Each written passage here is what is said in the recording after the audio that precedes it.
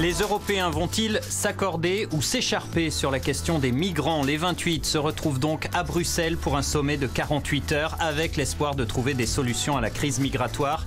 Mais les dirigeants européens sont profondément divisés sur la question. La Cour suprême des États-Unis va encore plus pencher du côté des conservateurs. Un juge part à la retraite. Donald Trump va donc nommer son remplaçant et le président américain devrait choisir un juge très conservateur pour cette institution qui tranche les grandes questions de société comme l'avortement. Les 10 membres de l'ultra-droite qui projetaient des attentats contre les musulmans ont été mis en examen. Ce groupuscule se donnait pour objectif de lutter contre le péril islamique. Un stock d'armes et de quoi fabriquer des explosifs ont été retrouvés. Les syndicats à nouveau dans la rue contre les réformes d'Emmanuel Macron. La CGT et Force ouvrière appellent à manifester aujourd'hui, une mobilisation qui coïncide donc avec le dernier jour du calendrier de grève à la SNCF.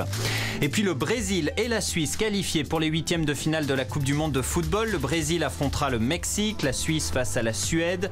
De leur côté, les Allemands rentrent à la maison aujourd'hui après leur élimination. Un désastre historique d'après la presse allemande.